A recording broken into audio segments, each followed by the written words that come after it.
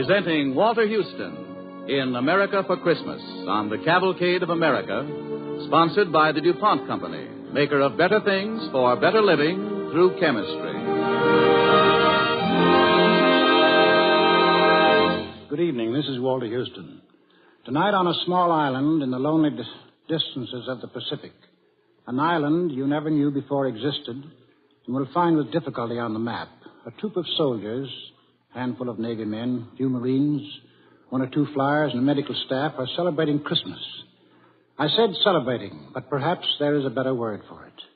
Perhaps I should have said reminiscing about their former Christmas celebrations which took place in the dim and distant past, in different settings and under different circumstances. It is with such servicemen and women as these in mind that tonight we bring you this special Christmas play.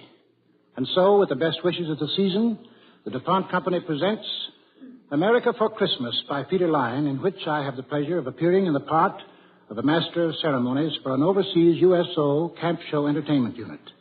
And we're happy to have as our soloist an authority on American folk music, the composer of Ballad for Americans, Earl Robinson.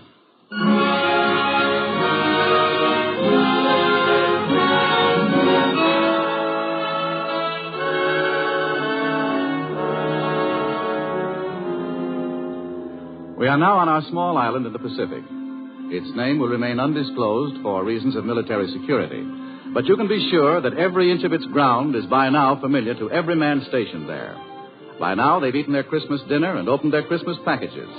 But there's one remaining package addressed to all the men still to be opened. A package of good cheer and glad tidings to the men in their home away from home. Ye who know will bless the poor, shall yourselves find blessing.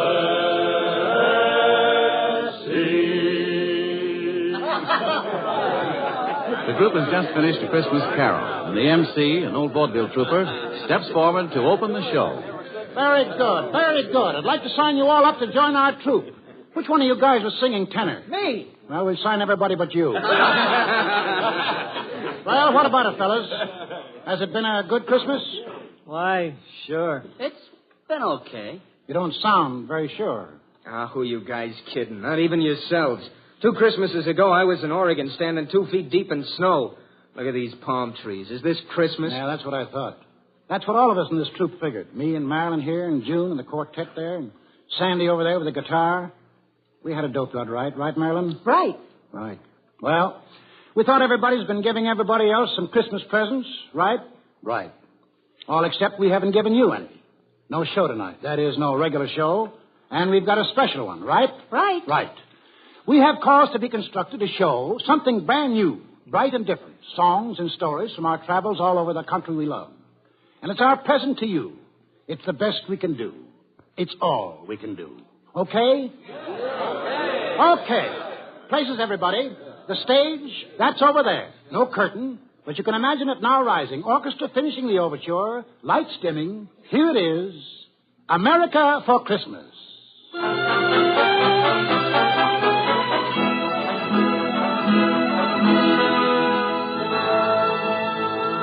Roll on, Columbia, roll on. Roll on, Columbia, roll on. Your power is turning our darkness to dawn. So roll on, Columbia, roll on. Roll on. Columbia? Who's that? What are they singing about? They're singing about America, young lady, and Columbia is her symbol. She's a big country and a great country, a hot and cold country, an empty one and crowded. She's an all-over country. And whatever you want, you'll find her in America. That's why they're singing about her. They? Who are they? Why, they're the people, young lady, the people who live in America and sing songs about her and tell stories about her and lie about her and brag about her and love her. The farmers on her plains and the men who built her cities and made her strong. Roll on, Columbia. Roll on, Columbia. They're all over America right now, singing and talking and telling tall tales. If you want to meet them, you'll have to travel the whole country fast. Let's go. All right, and discover America all over again. Where do we start? Well, let's see. Might as well start where the Pilgrims started, I guess. On the shores of New England. Oh, Stormy was a fine old man. Do me way, oh, storm along. Stormy was a fine old man. Way, hey, hey, Mr. Storm along. I wish I was old Stormy's son. To me way, oh Storm along. I'd build me a ship of 1,000 ton. Way, hey, hey, Mr. Storm along. I'd fill her up with New England rum. To me way, oh Storm along. And all my shellbacks, they would each have some. Way, hey, hey, Mr. Storm along. Oh, Stormy's dead. And That's New England. The song of the men who go down to the sea in ships, down to the sea from craggy inlets and deep sea ports. There's rocks all over New England. All over? All over. Even the fields and meadows of the New England farms. Makes it tough to make a living. There was a farmer in New England who invited his minister to pay his farm a visit. The two of them, the farmer and the minister, walked over the stony fields, the minister saying, Why was it you wanted me to come out on their farm? Reverend, I want you to pray to God with me that I'd get better crops. What this land needs is not prayer, but fertilizer.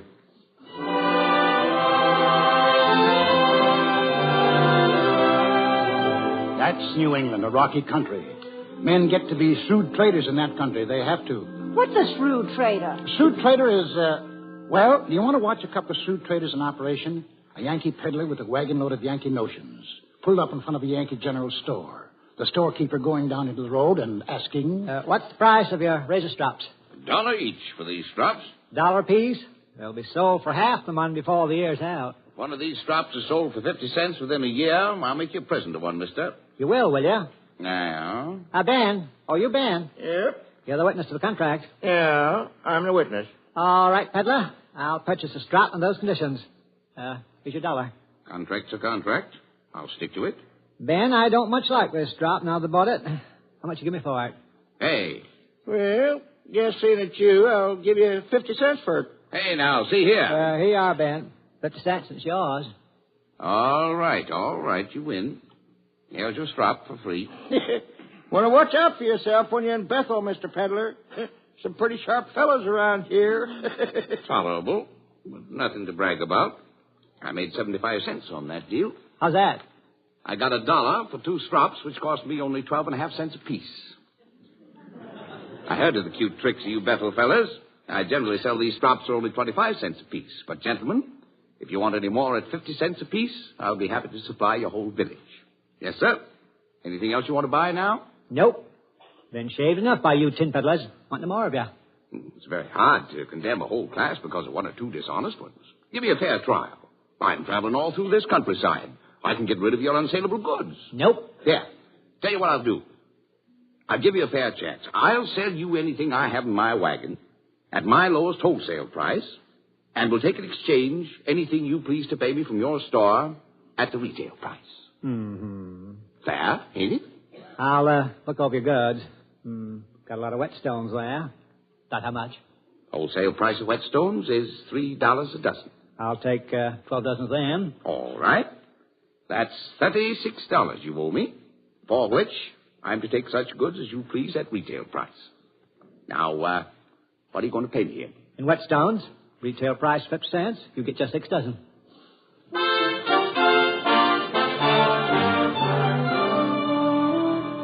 There's a couple of shrewd traders. Let's move on. Let's get away from the rocky country. You think that's a bad country? Why, meet the fellow from The Maryland. dogs in Maryland are so poor that they have to lean against the fence to bark. It takes 3 or 4 pigs all at once to pull up a blade of grass. And if they want to cast a shadow, it takes 6 pigs to do that. Should we go further west? If the country in the east is all so bad... West of that country, you run into West Virginia. Now, there's some country. Hill country. You want to hear a West Virginian on the subject? All hills and valleys in West Virginia. Valley's real narrow. So narrow the dogs have to wag their tails up and down. Can't wag them back and forth. Why, there's one valley in West Virginia so narrow that the moonshine has to be wheeled out on a wheelbarrow every morning and the daylight wheeled in. Well, come along, little girl. You got a lot of traveling to do. That railroad whistle blow, blow, blow. Yes, I thought I heard that railroad whistle blow. lonesome whistle blow, woo, woo, and it blowed like it never blowed before.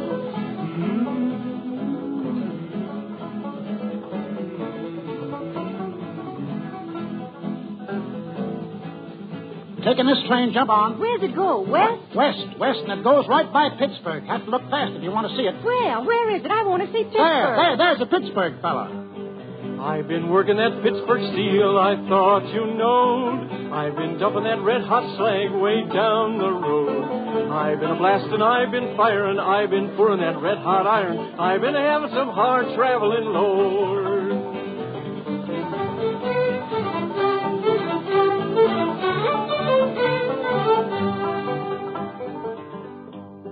If you want to get iron, you go in the hole. You want to get zinc, you go in the hole. You want to get lead, you go in the hole. You want to get coal, you go in the hole. You want to get oil right out of the ground. You dig a little hole about 10 miles down, and that's what you get by going in the hole. Still going west. Same road that Daniel Boone and David Crockett took. Only we can go a little faster. Riding on the Wabash Cannonball.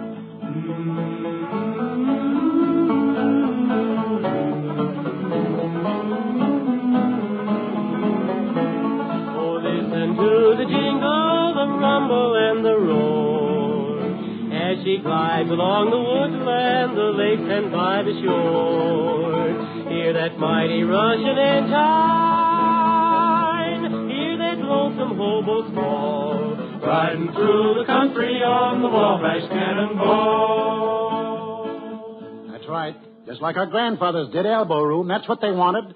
They didn't want a neighbor any nearer than 10 miles. Besides, it's greener on the other side. The other side of what? The Mississippi River, the granddaddy of them all. M-I-S-S-I-S-S-I-P-P-I. That's right.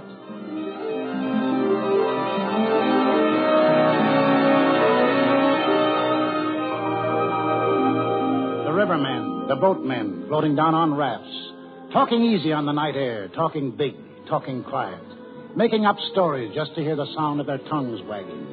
Like these two men, talking about their river, the big old Mississippi. Listen to them. Yep, this nice old muddy Mississippi River water is wholesomer to drink than the clear water of the Ohio. Let a pint of this yaller Mississippi water settle, you'll have about a half to 3/4 of an inch of mud in the bottom. What you want to do is keep it stirred up. Yep, that's right. Now, there's nutrition in this good old mud. And you look at the graveyards, that tells the tale. Why, trees won't grow worth shucks in the Cincinnati graveyard. But now in the St. Louis graveyard, why, the trees grow upward of 800 feet high. And it's all on account of the water that people drunk before they laid up. A Cincinnati corpse don't rich in the soil any.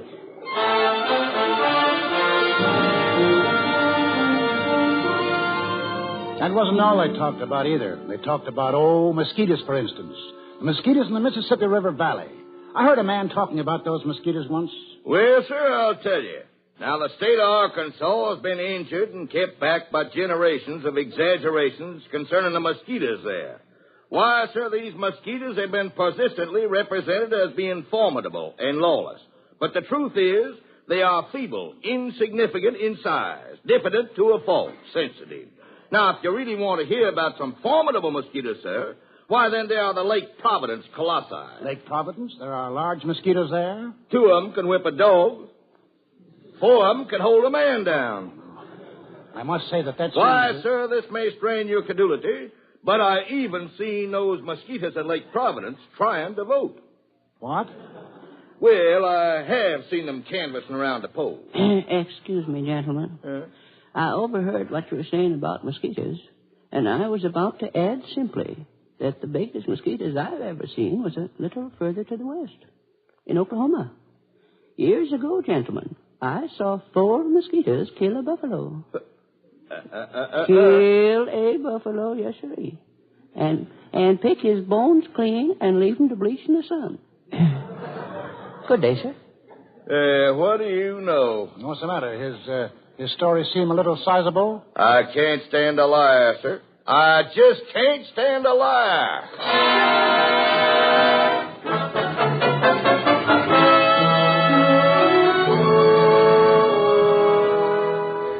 You're listening to America for Christmas, starring Walter Houston as the Master of Ceremonies in a traveling USO Camp Shows unit on the Cavalcade of America, sponsored by the DuPont Company. Maker of better things for better living through chemistry.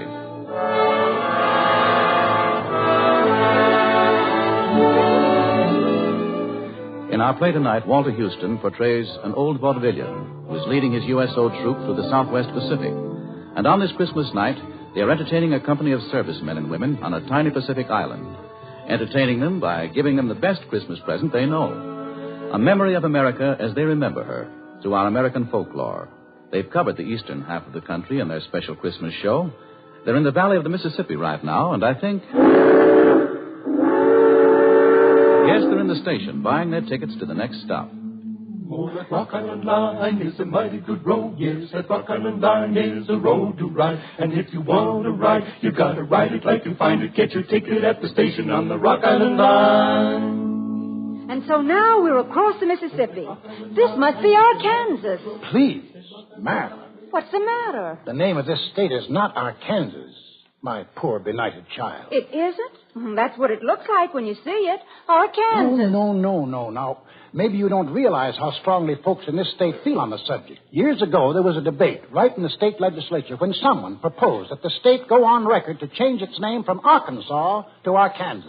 Another fella, well, he got up and made a big speech. Mr. Speaker, you blue-bellied rascal, I have for the last 30 minutes been trying to get your attention. And each time I've caught your eye, you have wormed, twisted, and squirmed like a dog with a flea in his hide. Gentlemen, you may tear down the honored pictures from the hall to the United States Senate.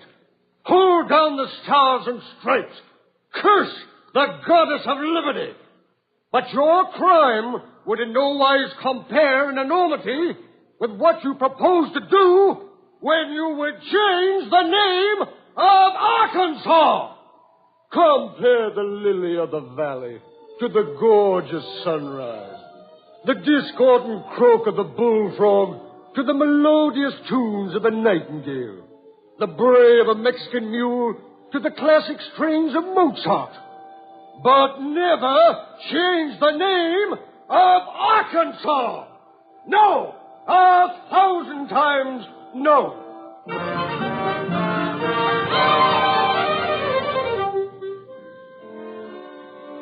They didn't change the name of Arkansas, did they? No, they left it alone. And is Arkansas related to Kansas? No relation at all, little girl, not even first cousins. But they miss touching each other at their border by 40 miles. In fact, down in Arkansas, people sing a song about the people up north in Kansas. Oh, they chowder back a thin in Kansas. Oh, they chowder back a thin in Kansas. Oh, they chowder back a thin and it rolls right down their chin. And they lap it up again in Kansas. Oh, potatoes, they grow small in Kansas. Potatoes, they grow small in Kansas. Oh, potatoes, they grow small, and they dig 'em in the fall, and they eat 'em tops and all in Kansas. Come all who want to roll. I don't think I want to stay in Kansas if that's what it's like. Well, it's not exactly like that, but the potatoes really aren't quite as big as they are in, say, Idaho. They grow big potatoes in Idaho? Big potatoes in Idaho? Well, I should think pretty sizable. A couple of years ago, when they built an army camp in Idaho, one of the mess sergeants went around to see about buying some potatoes.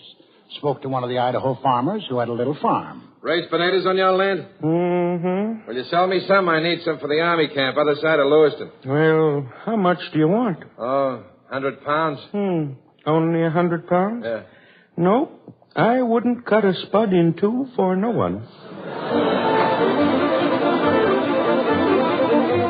Still going west. Are we out of Arkansas yet? Ah, yes, this is Texas. We'll be here quite a spot. I should think so. It's so big. Yeah, and the people here, well, they think quite a bit about their climate here, too. Weather, you know, comes different pretty often. Well, seeing there's so much of Texas, I should think the weather would be all different kinds. Yes, but the point is, in Texas, the weather is all kinds all at the same time. As the fellow says, nobody prophesies about Texas weather except newcomers and dumb fools. Came the time when a fresh young tenderfoot walked into a Texas saloon, walked up to the bar and ordered a drink. Men in the place, they said nothing, just watched him. You know, a young fellow finished his drink, then he hauls off and says... Well, I believe it's going to rain. My friend, Did you know that there were only two kinds of people who prophesy about Texas weather? Two kinds of people who prophesy on Texas weather. Well, that's very queer. Who are they?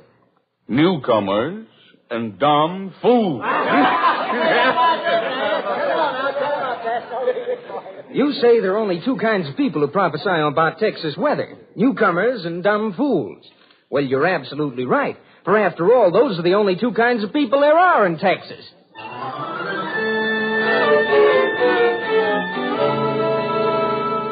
Cow country through here, and to the north, and to the west.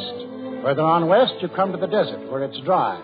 Yuma, where it's been known to get pretty warm sometimes when it's summer, and the migratory workers sing in the evening.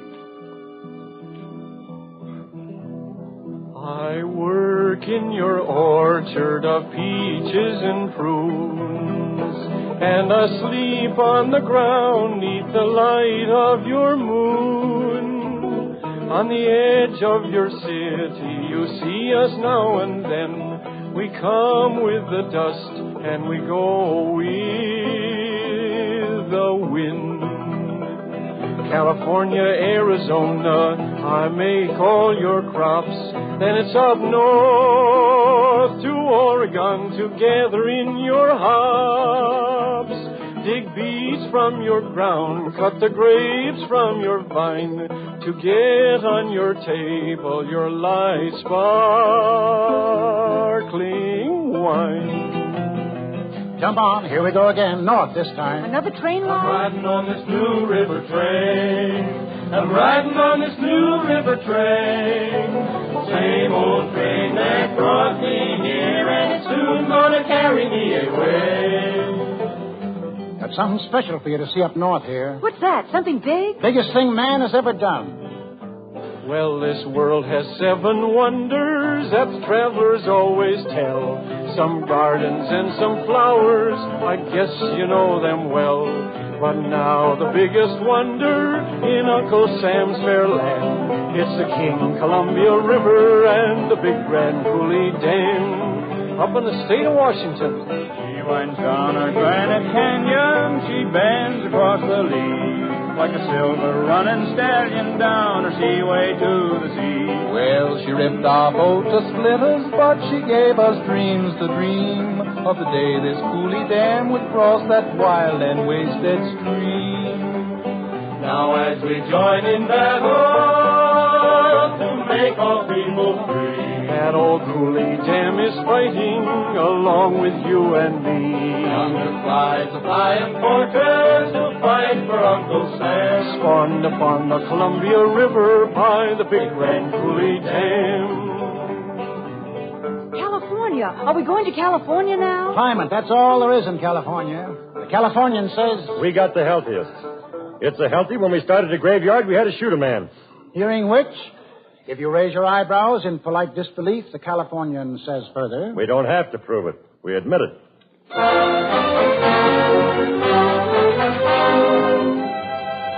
Well, that's about it. Time to be getting back home now. What? Oh, but we haven't seen nearly everything. For every part of the country, a song or a story. Not time in half an hour to do them all justice. So, boys, I guess it's the end of the show. It was enough, mister. And if you're still wondering, I'll tell you, it's been an okay Christmas. That's been the best Christmas I ever had. For the last 20 minutes, I've been standing in 2 feet of snow back in Oregon. Okay, and we'll have one last song. Everybody sing. For every part of the country, a song or a story. But all the parts, all the states add up to one mighty whole. One America. Roll on, Columbia. Roll on. Oh, roll on, Columbia, roll on. Roll on, Columbia, roll on. Your power is turning our darkness to dawn. So roll on, Columbia, roll on.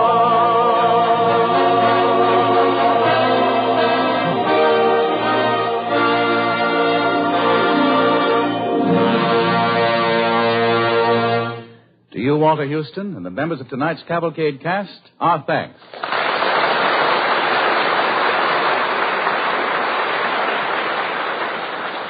On this Christmas night, we are thinking the same thoughts you are of men far from home in deep snow and in tropical heat, fighting the battle of freedom. What is in your hearts, our hearts, and their hearts has been said powerfully and beautifully by a soldier, a GI. Let me read it to you. At the moment, it is difficult to think of victory as meaning anything but an end of fear to loneliness and death, and a chance to go back to pick up the strands of interrupted life. Henceforth, each simple pleasure, each right we always took so lightly will take on rich meaning. We know what it costs to keep them, and we know, too, that we have really earned a share in them. But victory means much more. With victory, we stand on the threshold of limitless inventions and comforts. We possess the resources to extend our horizons in every field of endeavor and every aspect of human relations. However ancient and stubborn enemies are still to be conquered. Enemies which must be overcome, not by armies, but by minds and hearts and talents, set wholly free. Such enemies are poverty, insecurity, prejudice, disunity. These too shall be conquered, for we have begun to think more deeply and more dynamically. And if we can sweep aside untold obstacles to smash the most ruthlessly efficient machines of destruction ever devised, surely we possess the vision and practical genius to organize for peace, security, and a world designed for living. Till now, many have ruled because of accident of birth and power or wealth. But throughout the world, the unfit, the weaklings, and the traitors are falling by the wayside. New leaders are rising from the people. Those who never sold their heritage of courage, faith, and simple human dignity. With victory, we shall have destroyed those who would have enslaved the world. Our sacrifices have been great, but we have won the opportunity to emerge from the animal kingdom and enter the kingdom of man. I look forward to living in such a world. I look forward to living in such a world. If a soldier risking his life at the front can say that, then certainly all of us can look forward. To all of you, the DuPont Company wishes a Merry Christmas. To the 34,000 DuPont men and women in the armed forces, we call Merry Christmas across the oceans. We send more than a greeting. We send our solemn pledge, we of DuPont, that we will not slow our efforts for 1 minute, that we will work and produce without let-up until the last gun is fired and the white flag over Berlin and Tokyo at last gives us a chance to rest and say, now it's really over. That is the pledge and promise of the men and women who work for DuPont. This is Walter Houston. Good night, and God bless us all.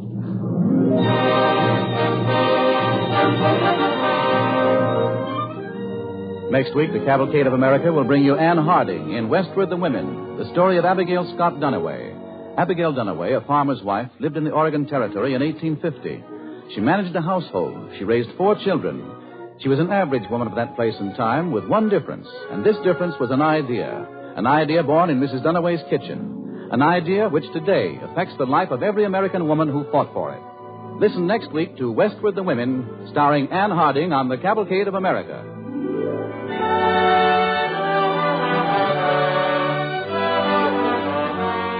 Tonight's Cavalcade play was based on A.L. Botkin's book, A Treasury of American Folklore, published by Crown Publishers.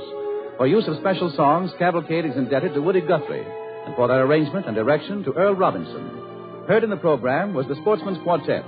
The orchestra was conducted by Robert Armbruster. This is Gain Whitman sending you season's greetings on behalf of Cavalcade's sponsor, E.I. DuPont de Nemours Company of Wilmington, Delaware.